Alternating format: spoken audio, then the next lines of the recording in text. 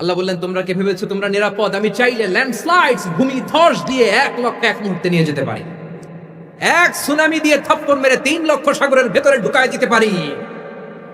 1 সেকেন্ডও লাগে না আমার। বিপদ আসলে আমাদের কি করণীয়? ভিডিওর মাধ্যমে মিজানুর রহমান আজহারি হুজুরের মুখ থেকে তা আমরা শুনবো। তাহলে চলুন ভিডিওর মাধ্যমে আমাদের বিপদ আসলে কি করতে হবে বা কি করণীয় তা হুজুরের মুখ থেকে শুনি। গ্রাউন্ডে, জমিনের বুকে আমার প্রটোকল, আমার ক্ষমতা, আমার দাম্ভিকতা কোনো কিছু আমারে বাঁচাতে পারে একজন ছাড়া। চিল্লায় বলতে হবে, তিনি কে? সে আল্লাহ বললেন, গোলাম আমি বিপদের সময় ঠিকই তোমাদের বাঁচিয়ে নেই। ওই বিমানের ভেতরে 40,000 ফিট উপরে যখন তোমরা এয়ার টার্বুলেন্সের শিকার হও, তখন নাস্তিকও আল্লাহরে ডাকে, হিন্দু আল্লাহরে ডাকে। জোরে বলেন ঠিক কিনা?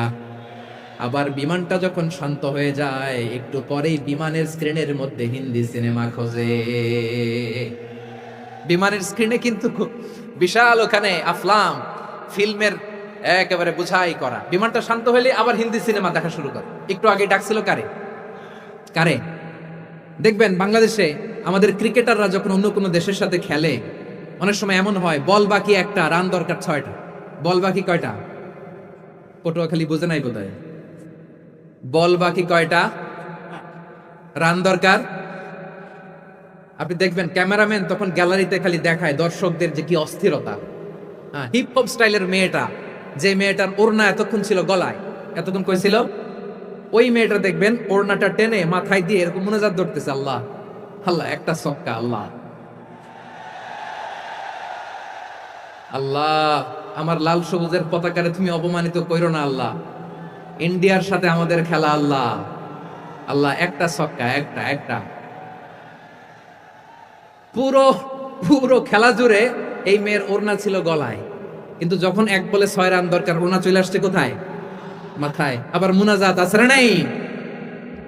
ঠিকই বাংলাদেশের দামাল ছেলে এমন এক শট মারলো, বল চলে গেল স্টেডিয়ামের বাইরে, ছক্কা, জিতে গেলাম আমরা। পুরো স্টেডিয়াম জুড়ে চিৎকার, হই হুল্লোড়, মৌজ মাস্তি। যেই মেয়েটা মাথার মধ্যে ওড়না দিয়ে এতক্ষণ সুবহানাল্লাহ সুবহানাল্লাহ বলে আল্লাহর কাছে দোয়া করেছে, ওই মেয়ে এখন আবার ওড়না ফেলে দিয়ে নাচা শুরু করে দিয়েছে। তাহলে আল্লাহর ভয়, আল্লাহর প্রতি আস্থা, বিশ্বাস, ভালোবাসা, এটা কি ক্ষণিকের জন্য? মানে আমার যখন লাগবে তখন আল্লাহর ইউজ করবো নাকি? হ্যাঁ, বিপদে আপদে, সুখের সময় দুঃখের সময়, সচ্ছল অসচ্ছল অবস্থায় বিশ্বাসীরা ভরসা রাখে একজনের উপর। চিৎকার করে বলে পটুয়াখালী, তিনি কে? সে আল্লাহ বললেন, গোলাম মনে করো না জাহাজ থেকে সদরঘাটে ভিড়িয়ে দিলাম, তুমি নিরাপদ হয়ে গেছো। মনে করো না 40,000 ফিট থেকে সেফ ল্যান্ডিং এর পরে এয়ারপোর্টে নেমে গেলেই তুমি নিরাপদ হয়ে গেছো। ও মিয়া, বিপদ কি শুধু সাগরে আর আকাশে? ঘরের বিপদ, ঘরের ভেতরও বিপদ আসতে পারে কি পারে না? এজন্য সূরা মুলক আল্লাহ বললেন, আমিনতুম মান ফিস সামাই আন ইয়াখসিফা বিকুমুল আরদা ফাইযা হিয়া তামুর। তোমরা কি ভাবছো তোমরা নিরাপদ? সাগরের মধ্যে তুফান, আল্লাহ আল্লাহ ডাকলাম, সদরঘাটে যেয়ে পড়ছি, পয়সা গেছেন তো আপনি। আর পাবে আপনারে আল্লাহ?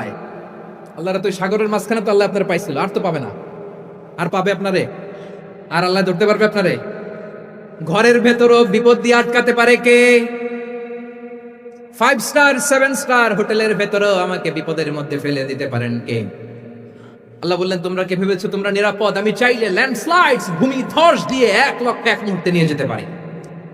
এক সুনামি দিয়ে থাপ্পড় মেরে 3,00,000 সাগরের ভেতরে ঢুকায় দিতে পারি। 1 সেকেন্ডও লাগে না আমার।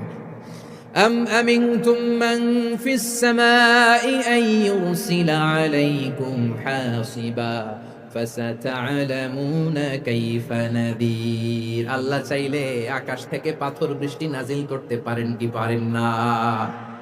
এই মুহূর্তে এখানে ভূমিকম্প দিতে পারেন কি পারেন না? আচ্ছা, ভূমিকম্প যখন হয় আমাদের কারো হুঁশ থাকে?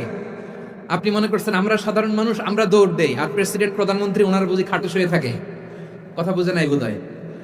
ভূমিকম্প, আর্থকোয়েক যদি হয়, বাঁচার জন্য আমরা কি করি? হয় খাটের তলায়, ডাইনিং টেবিলের নিচে, উপরে শক্ত কিছু আছে এটার নিচে, অথবা ঘর থুইয়া দেও দৌড়। তো প্রধানমন্ত্রী উনি কি করে? প্রেসিডেন্ট উনি কি করে? হ্যাঁ, উনি খাটের মধ্যে যে শুয়ে থাকে নাকি? উনিও দৌড়, সাধারণ মানুষও দৌড়, প্রধানমন্ত্রীও দৌড়, বাড়িওয়ালাও দৌড়, ভাড়াটিয়াও দৌড়, সবাই দৌড়। নাকি ভাড়াটিয়ারা বাড়ি থুইয়া দৌড়, বাড়িওয়ালারা আর বেরোয় না? এরকম না। তাহলে যে কোনো মুহূর্তে ভূমিকম্প দিয়ে নাস্তানাবুদ করতে পারে কে? আমার প্রিয় ভাইয়েরা, আমরা নিরাপদ নই, আমরা তার দয়ায় বেঁচে আছি। কার দয়ায়? এজন্য আল্লাহ বললেন, গোলাম, যে কোনো মুহূর্তে বিপদ দিয়ে তোমাদেরকে নাস্তানাবুদ করতে পারি। বিশ্বাসী বলে যদি নিজেকে দাবি করো, সব সময় ডাকতে হবে একজন সত্তাকে। বলেন তিনি কে? এই কথা ক্লিয়ার? এই সবগুলো উদাহরণ শেষে সবার কাছে ক্লিয়ার হয়েছে না যে বিপদ থেকে, আপদ থেকে, পরীক্ষা থেকে, ক্যালামিটি থেকে আমাদেরকে কেউ বাঁচাতে পারে না একজন সত্তা ছাড়া। আবারও বলেন তো তিনি কে? ক্লিয়ার? হ্যাঁ, সবাই বুঝতে পারছেন? আচ্ছা, এবার আমরা দেখি বিষ্ণু ইসা ইসলামের জীবনে বিপদ আপদ ছিল কিনা। উনি বিপদ আসলে কিভাবে ডিল করতেন, বিপদ আসলে কোন দোয়া পড়তে হয়, কিভাবে ফরিয়াদের হাত উত্তোলন করতে হয়, কিভাবে রবের দরবারে নতজানু হয়ে ফরিয়াদ করতে হয়, এটা জানার দরকার আছে না নাই? আসুন আমরা বিষ্ণুনবীর জীবনী থেকে দেখি বিপদ আসলে উনি কি করতেন। বিপদ আসলেই প্রথমে বিষ্ণুনবী সাল্লাল্লাহু আলাইহি ওয়াসাল্লাম একটা দোয়া পড়তেন। কি পড়তেন? তিনি পড়তেন, ইন্না লিল্লাহি ওয়া ইন্না ইলাইহি রাজিউন। নিশ্চয় আমরা আল্লাহর জন্য, নিশ্চয় আমরা কার দিকে ফিরবো ভাই? আবার কার দিকে ফিরবো? আওয়াজ করে বলুন তো, আমরা এসেছি কার কাছ থেকে, আবারও ফিরে যাব কার কাছে? এজন্য বিষ্ণুনবী পড়ছেন, ইন্না লিল্লাহি ওয়া ইন্না ইলাইহি রাজিউন। নিশ্চয় আল্লাহর জন্য, ওই আল্লাহর দিকেই আমরা ফিরে যাব।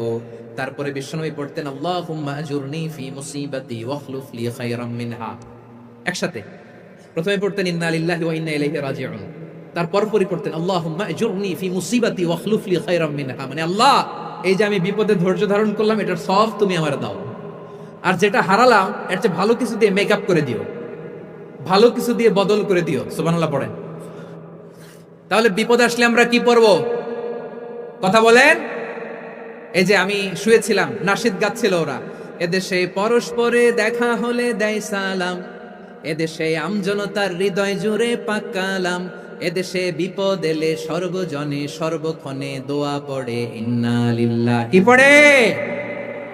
সুবহানাল্লাহ সুবহানাল্লাহ সুবহানাল্লাহ সুবহানাল্লাহ। এদেশে আজান শুনে সূর্য ওঠে শহর গ্রামে, এদেশে আজান শুনে সূর্য ডুবে সন্ধ্যা নামে, এদেশে সকল কাজে সবাই বলে বিসমিল্লাহ, এদেশে ভালো কিছু দেখে শুনে হাসি মুখে সবাই বলে মাশা আল্লাহ। সুবহানাল্লাহ পড়েন। তাহলে বিপদ এলে আমরা কি পড়ি? কথা বুঝলে সবাই উত্তর দিতে হবে। বিপদ এলে কি পড়ি? তাহলে বিপদ এলেই আমরা এখন থেকে ইন্না লিল্লাহ পড়বো, নাকি হাই হুতাশ করবেন? একদল আছে হাই হুতাশ করে, হায় আল্লাহ রে, মোর কি হইল রে, মুই কি হর মুরে, মুই কমবে জামুরে। আছে না নাই? এরকম বিলাপ করতে নিষেধ করেছেন বিশ্বনবী। কি করব, কই যাব, কি হবে, হায় হায়, এরকম হাহুতাশ আছে না নাই? বিশ্বাসীরা হাহুতাশ করে না, তারা ইন্না লিল্লাহ পড়ে। কি পড়ে? মনে থাকবে? আমরা পড়বো ইন্না লিল্লাহি ওয়া ইন্না ইলাইহি রাজিউন। নিশ্চয়ই আমরা আল্লাহর জন্য, আমরা আল্লাহর দিকেই ফিরে যাব। এরপর পড়বো আল্লাহুম্মা আজুরনি ফি মুসিবাতি ওয়াখলুফ লি খায়রাম মিনহা। আল্লাহ, আমি যে বিপদে ধৈর্য ধারণ করলাম এটার সওয়াব দিও, আর যা হারালাম তার চেয়ে ভালো কিছু দিয়ে বদল করে দিও। সুবহানাল্লাহ পড়েন। সম্মানিত ভিউয়ার্স, ভিডিও সম্পর্কে আপনার মতামত কমেন্টস লিখবেন। ভিডিওটি একটি লাইক দিয়ে চ্যানেলটি সাবস্ক্রাইব করে রাখবেন। আসসালামু আলাইকুম।